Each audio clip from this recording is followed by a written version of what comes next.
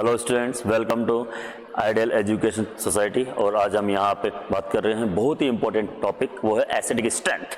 तो हमारा जो आज का टॉपिक है वो है बेटा, ये है एसिडिक स्ट्रेंथ। अब एसिडिक स्ट्रेंथ का आपका जो क्वेश्चन है ये बोर्ड में 100% आता है, भले ऑर्गेनिक केमिस्ट्री से हो या इनऑर्गेनिक केमिस्ट्री से हो। तो हम यहाँ पे सबसे पहले बात करेंगे कि एसिडिक स्ट्रेंथ जो है ये डायरेक्टली प्रोपोर्शनल होता है -I इफेक्ट के। डायरेक्टली प्रोपोर्शनल होता है के और इनवर्सली प्रोपोर्शनल होता है pKa के। तो what is the pKa? That the pKa is a negative log of Ka। तो किसी भी एसिड का pKa का वैल्यू जितना लो होगा वो एसिड उतना ज्यादा स्ट्रांग होगा, ठीक है, या फिर Ka का वैल्यू जितना ज्यादा होगा वो एसिड उतना ही स्ट्रांग होगा। हम यहाँ पे बेसिकली बात करें, ध्यान रखना जितने भी मिनरल्स एसिड है, मिनरल एसिड जिनमें कार्बन नहीं होता है, लाइक H2SO4, HCl, HNO3, इन सब के pKa का वैल्यू लो होता है, यहाँ तक कि नेगेटिव माइनस में होता है। सबसे ज्यादा pKa का वैल्यू अगर हम बात करें वो H2SO4 का होता है, लगभग -7 पॉइंट समथिंग, ठीक है। फिर हम यहाँ पे बात करते हैं HCl का, इसका होता है -6.5, ठीक है। और फिर हम यहाँ पे बात करते हैं HNO3 का, इसका भी लगभग -4.5 के लमसम होता है, ओके। तो pKa का वैल्यू जितना कम होगा एसिड उतना ही क्या होगा, स्ट्रांग होगा। Very good. चलो जी, अब हम बात करते हैं यहाँ पे वाटर की।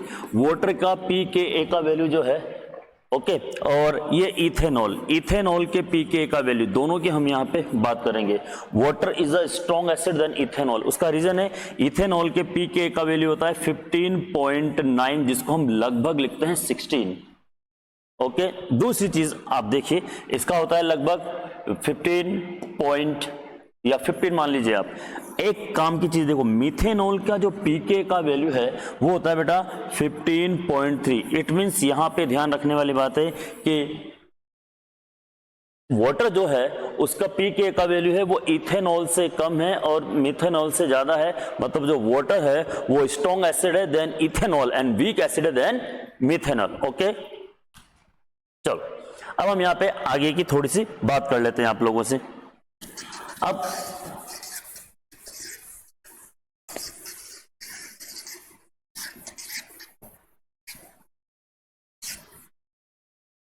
ओके, चलो जी,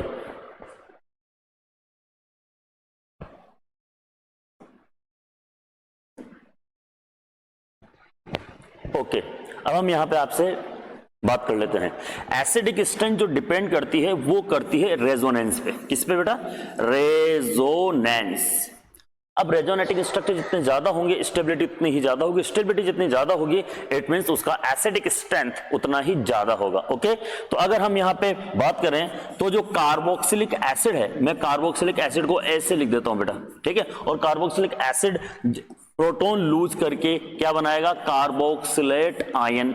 और कार्बोक्सिलेट आयन के दो इक्वल रेजोनेटिंग स्ट्रक्चर होते हैं बेटा, ये रहा, ये फर्स्ट और ये सेकंड, है ना। इसके अपन शॉर्ट में RS बोल देते हैं।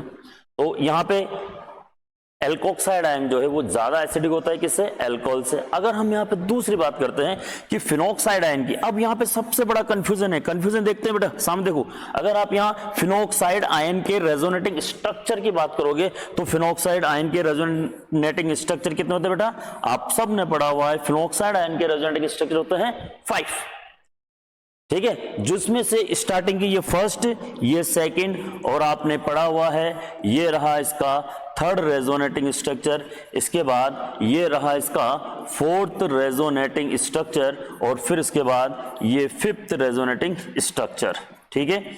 अब इसके अंदर क्या है, ये तीनों जो है क्या अनइक्वल होते हैं। अब मेरा क्वेश्चन सुनिए, मैंने अभी भी कहा कि रेजोनेटिंग स्ट्रक्चर जितने ज्यादा होंगे उसका स्टेबिलिटी उतना ही ज्यादा होगा, और स्टेबिलिटी ज्यादा होगा तो क्या होगा? एसिडिक स्ट्रेंथ उतनी ही हाई होगी। इट मींस फिनोक्साइड आयन ज्यादा एसिडिक होना चाहिए देन कार्बोक्सिलेट आयन से, लेकिन आपकी बुक में क्वेश्चन लिखा हुआ है carboxylate ion is more stable and acidic then phenoxide. फिर इट मींस क्या होता है? सामने देखो कि ये दोनों रेजोनेटिंग स्ट्रक्चर है वो क्या होता है बेटा? इक्वल। और ये पांचों क्या होता है? अनइक्वल। अगर इक्वल रेजोनेटिंग स्ट्रक्चर है इसका मतलब उसका स्टेबिलिटी ज्यादा होगा और उसका एसिडिक स्ट्रेंथ उतना ही ज्यादा होगा। Very good.